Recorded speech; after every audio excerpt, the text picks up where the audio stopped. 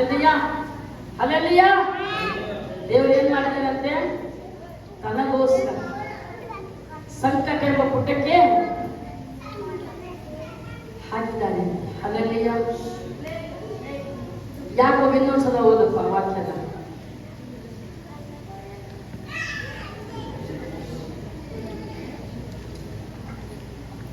ಕಷ್ಟವನ್ನು ಸಹಿಸಿಕೊಳ್ಳುವವರು ಧನ್ಯರು. ಕಷ್ಟವನ್ನು ಏನ್ ಹೇಳ್ತಿದ್ದಾರೆ ದೇವರು?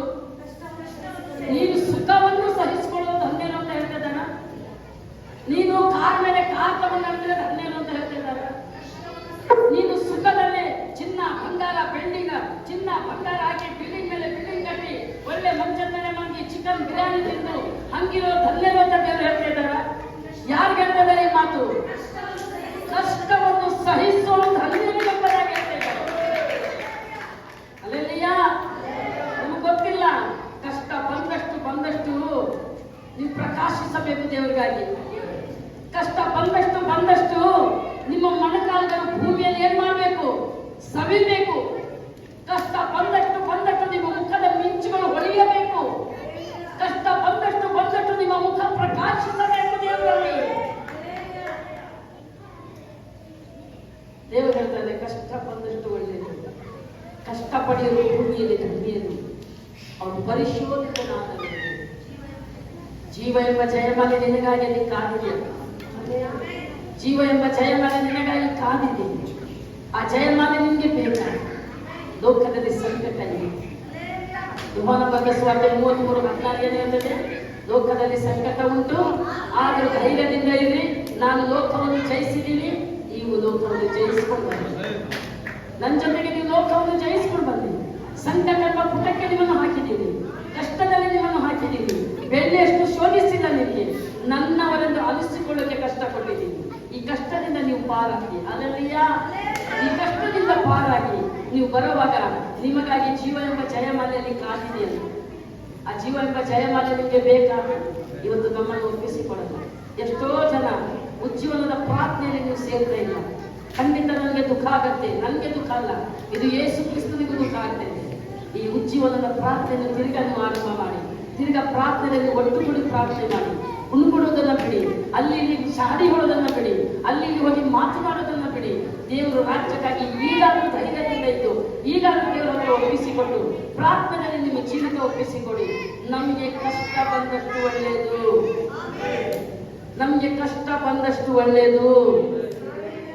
ಕಷ್ಟ ಬರುವಾಗನೇ ನಾವು ದೇವರ ಮಕ್ಕಳು ಅನಿಸ್ಕೊಳ್ತೀವಿ. ನಾವು ಕಷ್ಟ ಬಂದಾಗ ದೇವರ ಮಕ್ಕಳು ಅನಿಸ್ಕೊಳ್ತೀವಿ. ಕಷ್ಟ ಇಲ್ಲದಿದ್ರೆ ಯಾವ ದೇವರ ರಾಜ್ಯಕ್ಕೆ ದೇವರ ಮಕ್ಕಳನ್ನು ಅನಿಸ್ಕೊಳ್ಳೋದು. ನಮ್ಮ ಜೀವಿತದಲ್ಲಿ ಕಷ್ಟ ಬರಬೇಕು. ಕಷ್ಟಕ್ಕೆ ಒಪ್ಪಿಸಿಕೊಡೋದು ನಾವು.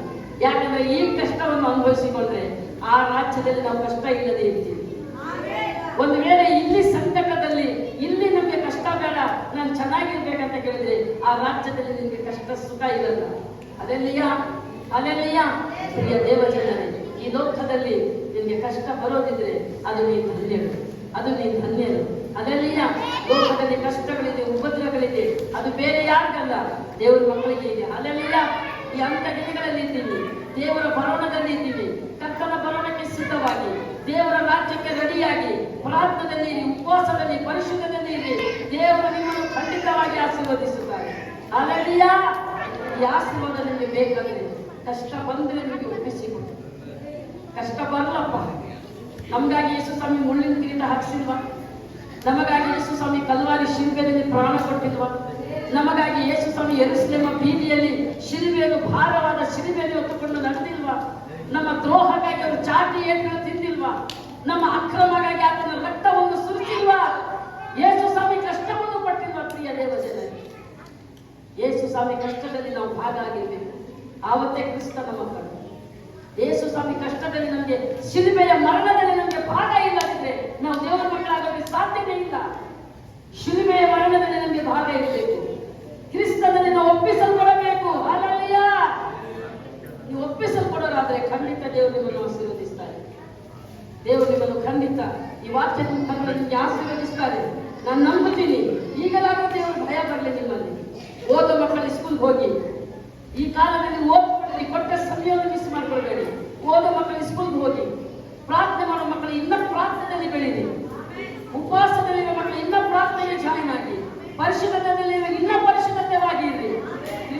ಬೇಗ ಬರಬೇಕು. ಕಷ್ಟವನ್ನು ಸಹಿಸಲು ಧನ್ಯರು. ಅವರು ಪರಿಶುದ್ಧತಾದ ಮೇಲೆ ಜೀವ ಎಂಬ ಜಯಮಾಲೆ ಈ ಲೋಕದಲ್ಲಿ ನಿಮಗಾಗಿ ಕಾದಿದೆ. ಆ ಜೀವ ಎಂಬ ಜಯಮಾಲೆ ಪರಲೋಕಕ್ಕೆ ತಂದೆಯ ಮುಂದೆ ನಿಮಗೆ ಬೇಕಾ? ಕಷ್ಟ ಬಂದಷ್ಟು ಒಳ್ಳೆಯದೆಂಬುದಾಗಿ ಎದ್ದು ನಿಂತ್ಕೊಳ್ಳಿ. ದೇವರು ನಿಮ್ಮನ್ನು ಆಶೀರ್ವದಿಸ್ತಾರೆ. ಖಂಡಿತ ಈ ಮಾತಿನ ಪ್ರಕಾರ ಕರ್ತನು ನಿಮ್ಮನ್ನು ಆಶೀರ್ವದಿಸಲಿ. ನಾವೆಲ್ಲರೂ ಮಣಿಕಲ್ ಹಾಕೋಣ. ನಾವು ಪ್ರಾರ್ಥನೆಗಳನ್ನು ಒಪ್ಪಿಸಿಕೊಂಡಿದ್ದೇವೆ. ಇವತ್ತು ದೇವರಿಗೆ ಒಪ್ಪಿಸಿಕೊಂಡಿರಿ. ನಾವು ಎಲ್ಲೆಲ್ಲಿ ಎಡಿಬಿದ್ದೀವಿ ಅಂತ ಕೇಳಿ, ನಾವೆಲ್ಲೆಲ್ಲಿ ತಪ್ಪು ಮಾಡಿದ್ದೀವಿ ಅಂತ ದೇವರ ಹತ್ರ ಹೇಳಿ, ನಾವು ಯಾವ ತಪ್ಪು ಮಾಡಿದ್ದೀವಿ ಅಂತ ದೇವರ ಹತ್ರ ಒಪ್ಪಿಸಿಕೊಳ್ಳಿ. ನಮ್ಮ ಬಾಯಿ ಮಾತುಗಳು ಯಾರ್ಯಾರ ಮುಂದೆ ಏನೇನು ತಪ್ಪು ಮಾಡಿದ್ದೀವಿ, ನಾವು ಏನೇನು ತಪ್ಪು ಮಾತಾಡಿದ್ದೀವಿ, ಅಲ್ಲಿ ಇಲ್ಲಿ ಹೋಗಿ ಯಾವ ಮಾತುಗಳನ್ನು ನಾವು ಮಾತಾಡಿದ್ದೀವಿ, ನಮ್ಮ ನ್ಯಾಯವನ್ನು ದೇವರಿಗೆ ಒಪ್ಪಿಸಿಕೊಂಡಿದ್ದೀವಿ. ನಮ್ಮ ಆಲೋಚನೆಗಳನ್ನು ದೇವರಿಗೆ ಒಪ್ಪಿಸಿಕೊಂಡಿದ್ದೀವಿ. ನಮ್ಮ ಹೃದಯಗಳನ್ನು ದೇವರಿಗೆ ಒಪ್ಪಿಸಿಕೊಂಡಿದ್ದೀವಿ. ನಮ್ಮ ಹೃದಯದಲ್ಲಿ ಎಷ್ಟು ಕಲ್ಮಶ ಇದೆ ಅನ್ನೋದನ್ನು ನೀವು ಅರ್ಥ ಮಾಡಿಕೊಳ್ಳಿ. ಇವತ್ತು ಇಷ್ಟು ಮಾತುಗಳು ದೇವರು ನಿಮ್ಮ ಮುಂದೆ ಹೇಳಿದ್ದಾರೆ. ಮಾತುಗಳು ದೇವರು ನಿಮ್ಮ ಮುಂದೆ ಇವತ್ತು ಹೇಳಿದ್ದಾರೆ. ನಿಮ್ಮನ್ನೇ ನೀವು ಒಪ್ಪಿಸಿಕೊಂಡಿದ್ದೀವಿ. ಪ್ರಾರ್ಥನೆ ಇಲ್ಲದ ಜೀವಿತ, ಆತ್ಮ ಭಾರ ಇಲ್ಲದ ಜೀವಿತ, ಸೇವೆಯ ಭಾರ ಇದೆ ನಿಮ್ಮಲ್ಲಿ. ಒಂದು ಆತ್ಮಗೆ ಅಂತ ನಾನು ಸ್ವಾರ್ಥ ಸಾರಿ ನನಗೆ ಅನ್ನೋದು ದೇವರ ಮುಂದೆ ನಿಲ್ಲಿಸಲಿಕ್ಕೆ ಒಂದಾತ್ಮ ಸಭೆಗೆ ಕರೆದು ತರಬೇಕನ್ನೋ ಭಾರ ಇವತ್ತು ನಿಮ್ಮಲ್ಲಿ ಇದೆಯಾ? ಒಪ್ಪಿಸಿಕೊಡಿ, ಒಪ್ಪಿಸಿಕೊಡಿ ಇವತ್ತು ದೇವರಿಗೆ. ನಮ್ಮ ಕೃತ್ಯಗಳು ಒಪ್ಪಿಸಿಕೊಡಿ. ನೀವೇ ಸ್ವಲ್ಪ ಯೋಚನೆ ಮಾಡಿ. ಸಭೆಗೆ ವಿರೋಧವಾಗಿ ಎಷ್ಟು ಮಾತಾಡಿದ್ದೀರಾ? ಸೇವೆಗಾಗಿ ವಿರೋಧವಾಗಿ ಎಷ್ಟು ಮಾತಾಡಿದ್ದೀರಾ? ಎಷ್ಟು ದೇವರಿಗೆ ದುಃಖಪಡಿಸೋ ಮಾತುಗಳನ್ನು ಮಾತಾಡಿದ್ದೀರಾ? ಎಷ್ಟು ದೇವರಿಗೆ ದುಃಖಪಡಿಸುವಂತ ಕಾರ್ಯಗಳಲ್ಲಿ ನೀವು ಇನ್ವಾಲ್ವ್ ಆಗಿದ್ದೀರಾ? ಪರಿಶುದ್ಧಾತ್ಮಗೆ ಎಷ್ಟು ದುಃಖಪಡಿಸಿದ್ದೀರಾ? ಅದನ್ನ ನಿಮ್ಮ ಮೈಂಡಲ್ಲಿ ತನ್ನಿ. ನೀವು ದೇವರ ಹತ್ರ ಪ್ರಾರ್ಥನೆ ಮಾಡಿ, ದೇವರೇ ನನ್ನನ್ನು ಕ್ಷಮಿಸು. ಇಲ್ಲಿವರೆಗೂ ಮಾಡಿದ ಎಲ್ಲ ಕಾರ್ಯಗಳನ್ನ ನಿನ್ನ ಮುಂದೆ ಮಾಡಬಾರ್ದಪ್ಪ. ನಾನೊಂದು ಪ್ರಾರ್ಥನೆಯ ಜೀವಿತವಾಗಿ ಬದಲಾಯಿಸಬೇಕು. ನಿನ್ನ ಪ್ರಾರ್ಥನೆ ಆತ್ಮವು ನನ್ನ ಮೇಲೆ ಸುರಿಸು. ನಾನು ಪ್ರಾರ್ಥನೆಯ ಜೀವಿತದಲ್ಲಿ ಬದುಕಬೇಕು. ಈ ಲೋಕದಲ್ಲಿ ನನಗೆ ಏನೇ ಕಷ್ಟಗಳು ಬಂದರು, ನನಗೆ ಈ ಲೋಕದಲ್ಲಿ ಏನೇ ಸಂಕಟಗಳು ಬಂದರು, ಈ ಲೋಕದಲ್ಲಿ ಯಾವುದೇ ಕಷ್ಟಗಳು ನನಗೆ ಬಂದರು, ನಾನು ನಿನ್ನನ್ನು ಬಿಟ್ಟು ಅಗಲಿಸಿದೆ. ನಾನು ನಿನ್ನನ್ನು ಬಿಟ್ಟು ಅಗಲಿ ಹೋಗದೆ, ನಾನು ನಿನ್ನ ಬಿಟ್ಟು ದೂರ ಹೋಗದೆ, ದೇವರೇ ನಿನ್ನ ಸಮ್ಮುಖದಲ್ಲಿ ನನ್ನನ್ನು ಒಪ್ಪಿಸಿಕೊಡ್ತೀನಿ. ನಿನ್ನ ಸಮ್ಮುಖದಲ್ಲಿ ನನ್ನನ್ನು ಒಪ್ಪಿಸಿಕೊಡ್ತೀನಿ. ನನ್ನನ್ನು ಕ್ಷಮಿಸು, ನನ್ನನ್ನು ಕ್ಷಮಿಸು. ದೇವರ ಹತ್ರ ಒಪ್ಪಿಸಿಕೊಡಿ, ಪ್ರಾರ್ಥನೆ ಮಾಡಿ. ನಮ್ಮ ಆಲೋಚನೆಗಳು ದೇವರ ಕೈಗೆ ಒಪ್ಪಿಸಿಕೊಡಿ. ಇಲ್ಲಿವರೆಗೂ ನಾನು ಹೆಂಗೋ ನಡೆದಿದ್ದೀನಿ, ಇಲ್ಲಿವರೆಗೂ ನಾನು ಹೇಗೋ ಬದುಕಿದ್ದೀನಿ, ಇಲ್ಲಿವರೆಗೂ ನನ್ನ ಜೀವಿತ ಹೇಗೋ ನಡೆದಿದ್ದೀನಿ. ಈ ಅಂತ್ಯ ದಿನಗಳಲ್ಲಿದ್ದೀವಿ. ದೇವರ ಬರೋಣದಲ್ಲಿ ನಾವಿದ್ದೀವಿ. ನಿನ್ನ ಬರೋಣ ಹತ್ರವಾಗಿದೆ, ನಿನ್ನ ಬರೋಣ ಹತ್ರವಾಗಿದೆ, ನಿನ್ನ ಬರೋಣ ಹತ್ರವಾಗಿದೆ, ನಿನ್ನ ಬರೋಣ ಹತ್ರವಾಗಿದೆ. ದೇವರೇ, ನಾನು ನಿನಗಾಗಿ ಸಾಕ್ಷಿಯಾಗಿ ಜೀವಿಸಲು ಕೃಪೆ ಕೊಡು. ನನ್ನಲ್ಲಿರೋ ಎಲ್ಲ ಕಲ್ಮಶಗಳು ಅದು ತಗದಾಕಪ್ಪ.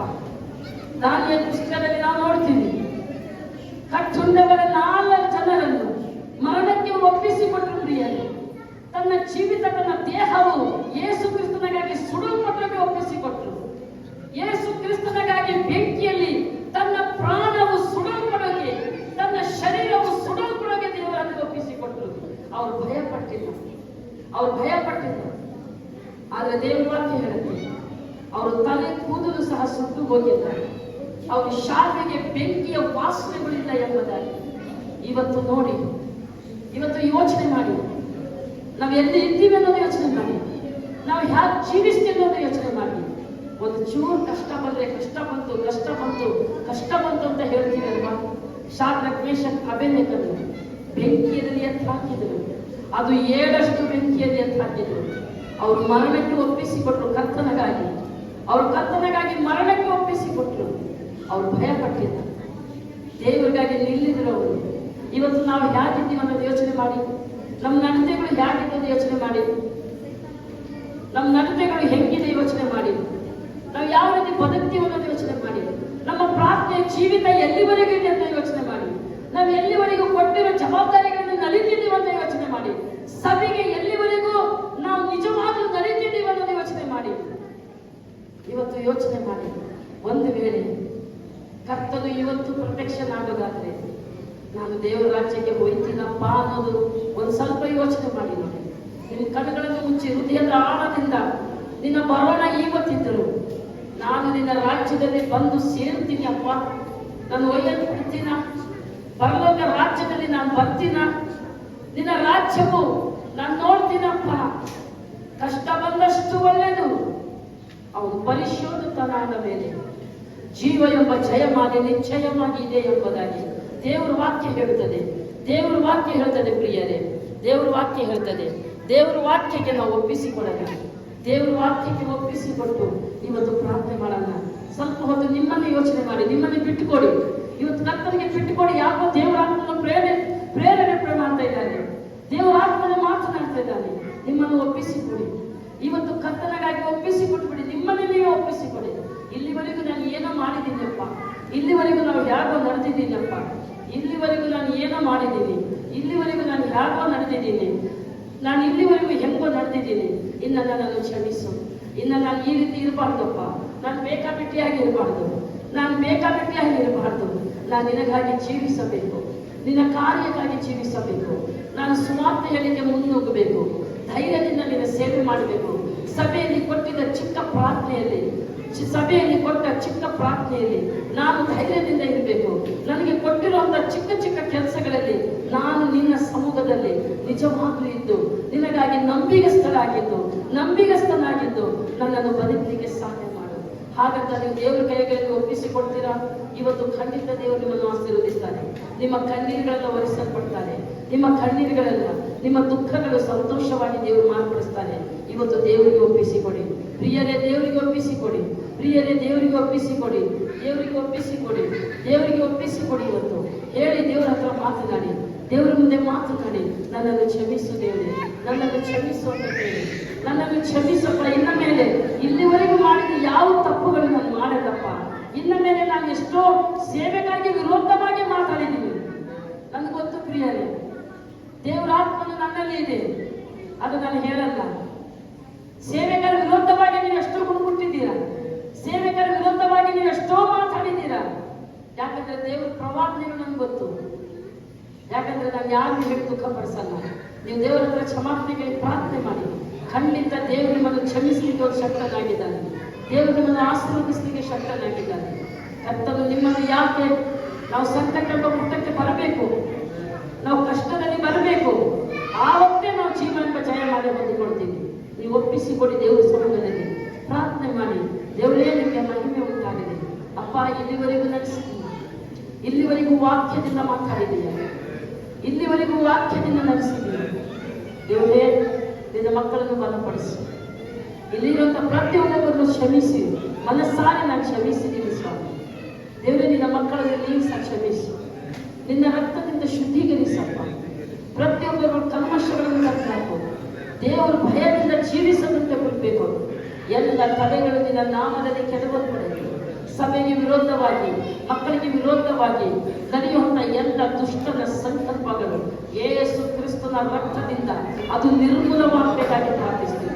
ದೇವರೇ, ನಿನ್ನ ಪ್ರಸನ್ನತೆ ಪ್ರತಿಯೊಬ್ಬೊಬ್ಬರ ಮೇಲೆ ಇಳಿದು ಬರಲಿ. ನಿನ್ನ ಮಹಿಮೆಯು ಪ್ರತಿಯೊಬ್ಬೊಬ್ಬರ ಮೇಲೆ ಇಳಿದು ಬರಲಿ. ಇಲ್ಲಿ ಬಂದಿರುವ ಎಲ್ಲ ಮಕ್ಕಳು ನಿನ್ನ ಆಶೀರ್ವದಿಸು. ನಿನ್ನ ರಕ್ತ ಕೋಟೆಯಲ್ಲಿ ಆವರಿಸು. ದೇವರೇ, ನಿನ್ನ ನಾಮವನ್ನೇ ಮಹಿಮೆ ಪಡಿಸು ರಾಜ. ಕರ್ತನೇ, ಎಷ್ಟೋ ಮಕ್ಕಳು ನಿನ್ನ ಆತ್ಮಕ್ಕೆ ದುಃಖ ಪಡಿಸಿದ್ದಾರೆಪ್ಪ. ಅದನ್ನು ನೀನು ಜ್ಞಾಪನಕ್ಕೆ ತಂದದೆ. ಅವ್ರನ್ನು ಕ್ಷಮಿಸಿಬಿಡು. ನಿನ್ನ ರಕ್ತದಿಂದ ಶುದ್ಧೀಕರಿಸು. ನೀನು ಪರಿಶುದ್ಧಪಡಿಸು ಸ್ವಾಮಿ. ನಿನ್ನ ನಾಮವನ್ನೇ ಮಹಿಮೆ ಆಗಲು ಕೃಪೆ ಕೊಡು. ಅವ್ರು ಮಾಡುವಂತ ಪ್ರತಿಯೊಂದು ಏರ್ಪಾಡುಗಳನ್ನು ಆಶೀರ್ವದಿಸು. ಕೈಯಿನ ಪ್ರಯಾಸವನ್ನು ಆಶೀರ್ವದಿಸು. ಸಾಲಗಳಿಂದ ಬಿಡುಗಡೆ ಕೊಡು. ನಿನ್ನ ಮಕ್ಕಳ ಕಣ್ಣೀರನ್ನು ಒರೆಸು. ಎಲ್ಲ ಕಾಯಿಲೆ ರೋಗಗಳಿಂದ ಬಿಡುಗಡೆ ಕೊಡು. ಕುಟುಂಬದಲ್ಲಿ ಸಮಾಧಾನವನ್ನು ಕೊಡು. ದೇವರ ಪ್ರಸನ್ನತೆ ಪ್ರತಿಯೊಬ್ಬೊಬ್ಬರಿಗೂ ಇರುವಂತೆ ಸಾಕು. ವಿಶೇಷವಾಗಿ ಸಭೆಯಲ್ಲಿರುವಂತ ಈ ಚಿಕ್ಕ ಮಕ್ಕಳಿಗಾಗಿ ಪ್ರಾರ್ಥಿಸ್ತೀನಿ. ದೇವರ ಆತ್ಮವು ಈ ಮಕ್ಕಳ ಮೇಲೆ ಇಳಿದು ಬರಲಿ ಅಪ್ಪ. ಈ ಮಕ್ಕಳಿಗೆ ಗಲಿಬಿಲಿಪಡಿಸಿ ಎಲ್ಲ ವಾಕ್ಯಗಳನ್ನು ಡಿಸ್ಟರ್ಬ್ ಮಾಡುವಂತ ಹೊರಲಾದ ಸೈತಾನನ ಕಾರ್ಯಗಳು ಯೇಸುವಿನ ನಾಮದಲ್ಲಿ ನಿರ್ಮೂಲವಾಗಿ ಹೋಗುವುದಿಲ್ಲ. ಚಿಕ್ಕ ಚಿಕ್ಕ ಮಕ್ಕಳನ್ನು ನೀನು ಆಶೀರ್ವದಿಸು ಸ್ವಾಮಿ. ನಿನ್ನ ಮಹಿಮೆ, ನಿನ್ನ ಪ್ರಸನ್ನತೆಯಿಂದ ಕೊಡಿಸು. ಒಬ್ಬೊಬ್ಬರಿಗೆ ಆಶೀರ್ವದಿಸು. ನಿನ್ನ ರಕ್ತ ಕೋಟೆಯಲ್ಲಿ ಆವರಿಸಿಕೊಪ್ಪ. ಆರಾಧನೆ ಮುಗಿಸಿ ಮನೆಗೆ ಹಿಂದಿರುಗಿ ಹೋಗುವಾಗ ದೇವರ ಸಮಾಧಾನ ಅವ್ರ ಜೊತೆಯಲ್ಲಿ, ದೇವರ ಪ್ರಸನ್ನತೆ ಅವ್ರ ಜೊತೆಯಲ್ಲಿ ಇದೆ. ದೇವರೇ, ನಿನ್ನ ಮಕ್ಕಳ ಜೊತೆಯಲ್ಲಿ ನಂಬಿಗಸ್ತರಾಗಿ ಬದುಕುವಂತೆ ಕೃಪೆ ಕೊಡು. ನಿನ್ನ ಆಲಯಕ್ಕೆ ಸಾಕ್ಷಿಯಾಗಿ ಜೀವಿಸುವಂತೆ ಕೃಪೆ ಕೊಡು. ಪ್ರತಿ ಒಬ್ಬೊಬ್ಬರನ್ನು ಆಶೀರ್ವದಿಸಪ್ಪ. ಚಿಕ್ಕವರಿಂದ ಮೊದಲುಗೊಂಡು ದೊಡ್ಡ ಮಕ್ಕಳನ್ನು ನೀನು ಆಶೀರ್ವದಿಸು. ವಿಶೇಷವಾಗಿ ಹೊರಗಡೆ ಏಪಾಲಿಗೆ ಹೋಗಿರೋ ಮಕ್ಕಳನ್ನು ಮಳೆಯಲ್ಲಿ, ಗಾಳಿಯಲ್ಲಿ, ಕಷ್ಟದಲ್ಲಿ ದೇವರೇ ಆ ಮಕ್ಕಳ ಸುತ್ತಮುತ್ತಲು ನಿನ್ನ ದೇವದೂತರುಗಳ ಬೇದಿ ಹಾಕು. ಅವರು ಇರೋ ಸ್ಥಳಗಳಲ್ಲಿ, ಏಪಾರವಾದ ಸ್ಥಳಗಳಲ್ಲಿ ಪರಿಶುದ್ಧಾತ್ಮ ದೇವರು ನೀನು ತಾನೇ ಅವ್ರ ಜೊತೆಯಲ್ಲಿದ್ದು ಎಲ್ಲ ಕಷ್ಟಗಳಿಂದ ಅವರು ತಪ್ಪಿಸಿ ಶೀಘ್ರದಲ್ಲಿ ನಿನ್ನ ಆಲಯಕ್ಕೆ ಬಂದು ಸೇರುವಂತೆ ಕೃಪೆ ಕೊಡು ರಾಜ. ನಿನ್ನ ನಾಮ ಒಂದೇ ಮಹಿಮೆ ಆಗಲಪ್ಪ. ಏಪಾರವನ್ನು ಆಶೀರ್ವದಿಸು. ಸಾಲಗಳಿಂದ ಮಕ್ಕಳನ್ನು ಬಿಡುಗಡೆ ಕೊಡು. ನಿನ್ನ ಸಾನ್ನಿಧ್ಯಕ್ಕೆ ಹಿಂತಿರುಗಿ ಬರಲು ಕೃಪೆ ಕೊಡು. ಮಹಿಮೆ ನಿಮ್ಗೆ ಉಂಟಾಗಲಿ. ಸಭೆಯನ್ನು ಆಶೀರ್ವದಿಸು ರಾಜ. ವಿಶೇಷವಾಗಿ ದೇವರೇ ಮಗಳು ವೇಣುಬಾಯಿಗಾಗಿ ಪ್ರಾರ್ಥಿಸ್ತೀನಿ. ನಿನ್ನ ಆಲಯಕ್ಕೆ ದೇವರು ಹಾಕಲು ಕೊಟ್ಟಿರುವಂತ ಹಣನ ನಿನ್ನ ಆಶೀರ್ವದಿಸು. ಅವ್ರ ಕುಟುಂಬವನ್ನು ಆಶೀರ್ವದಿಸು ಸ್ವಾಮಿ. ದೇವರೇ ಕರ್ತನೆ ಮಗಳ ಕೈಲಿ ಪ್ರಯಾಸವನ್ನು ಮತ್ತೊಂದ್ಸಲ ನಿನ್ನ ಆಶೀರ್ವದಿಸಪ್ಪ. ನಿನ್ನ ಆಲಯಕ್ಕೆ ಕೊಡ್ತಿರುವಂತ ಒಂದೊಂದು ರೂಪಾಯಿಗಳನ್ನು ಪ್ರತಿಯೊಂದು ಮಕ್ಕಳ ಕರಗಳನ್ನು ಆಶೀರ್ವದಿಸು ರಾಜ. ನಿನ್ನ ನಾಮವನ್ನೇ ಮಹಿಮೆ ಆಗಲಿ. ಪ್ರಾರ್ಥನೆ ಕೇಳಿದ್ರಾಗಿ ಸೋದರ ಸ್ವಾಮಿ. ಎಲ್ಲ ಸುದ್ದಿಗನ ಮಹಿಮೆ ನಿಮಗೆ. ಆರಾಧನೆ ನಡೆಸಿರುವಂತ ಮಗನನ್ನು ಇನ್ನ ಬಲವಾಗಿ ಉಪಯೋಗಿಸು. ಕೀರ್ತನೆ ಓದಿರುವಂತ ಮಗನನ್ನು ಇನ್ನ ಆಶೀರ್ವದಿಸಪ್ಪ. ದೇವರೇ ನೀವು ಇವತ್ತು ಪ್ರಾರ್ಥನೆ ಮಾಡಿರುವಂತ ಒಂದೊಂದು ಮಕ್ಕಳನ್ನು ಆಶೀರ್ವದಿಸು. ಸಭೆಗೆ ಒಂದು ಜವಾಬ್ದಾರಿಗೆ ಬರಲಿ ಅಪ್ಪ. ಸಭೆ ಮೇಲೆ ಒಂದು ಅಕ್ಕರೆ ಬರಲಿ ಸ್ವಾಮಿ. ನನ್ನ ಸಭೆ ಅನ್ನೋದು ಅವರೆಲ್ಲ ಒಂದು ಜವಾಬ್ದಾರಿಗೆ ಒಂದು ಬರಲಿ ಸ್ವಾಮಿ. ಬೇಕಾಬಿಟ್ಟು ಯಾರು ಇರದೆ ನನ್ನ ಸಭೆ ಅನ್ನೋದು ನಿನ್ನ ಆಲಯಕ್ಕೆ ಪ್ರೀತಿ ಮಾಡಿ ನಡೆಯಲು ಕೃಪೆ ಕೊಡು. ಆತ್ಮ ಭಾರಗಳನ್ನು ಕೊಡು ಸ್ವಾಮಿ. ಪ್ರಾರ್ಥನೆ ಜೀವಿಸಲು ಕೃಪೆ ಕೊಡು ರಾಜ. ನಿನ್ನ ಬರೋಣ ಸಮೀಪವಾಗಿದೆ. ಕಷ್ಟ ಬಂದಷ್ಟು ನಮಗೆ ಒಳ್ಳೆಯದು. ನಾವು ಪರಿಶೋಧಿತಾದ ಮೇಲೆ ಜೀವ ಎಂಬ ಜಯಮಾನೆ ಅದು ನಿಶ್ಚಯವಾಗಿ ನಮಗೆ ಇದೆ ಅಲ್ವಾ. ಅದಕ್ಕಾಗಿ ನಾವು ಎದುರು ನೋಡುವಂತೆ ಕೃಪೆ ಕೊಡು. ಎಲ್ಲ ಮಹಿಮೆ ನಿಮಗೆ ಉಂಟಾಗಿ ಪ್ರಾರ್ಥನೆ ಕೇಳಿದ್ರಾಗಿ ಸೋದರ ರಾಜ. ಸ್ತುತಿ, ಘನ, ಮಾನ, ಮಹಿಮೆ ನಿಮ್ಮ ಕರಗಳನ್ನು ಒಪ್ಪಿಸುತ್ತಾ ಯೇಸುವಿನ ಹೆಸರಲ್ಲಿ ಪ್ರಾರ್ಥಿಸ್ತೀನಿ ತಂದೆಯಾದ ದೇವರೇ. ಆಮೇನ್ ಆಮೇನ್. ಎಲ್ಲರೂ ಆಮೇನ್ ಅಂತ ಜೋರಿಂದ ಹೇಳಲ್ಲ. ಸ್ತೋತ್ರ. ಎಲ್ಲರಿಗೂ ನನ್ನ ಮನವಿಯ ನನ್ನ ಸಹೋದರರೇ ನಮ್ಮನ್ನು ಪ್ರೀತಿಸು. ನನ್ನ ಮನವಿಯ ಹೋಗಲು ಕೊಡ್ತಾರೆ. ಕತ್ತ ಮಾಡಿ ಸಕಲ ಉತ್ತರ ಒಂದನಾದರೂ ಮರೆಯಬೇಡ. ಆಮೇನ್ ಆಮೇನ್. ನಾವು ಅಂತ್ಯಾಶೀರ್ವಾದ ತಗೊಳ್ಕೊಳ್ಳೋಣ. ದೇವರು ನಮ್ಮ ಮಹಿಮೆ.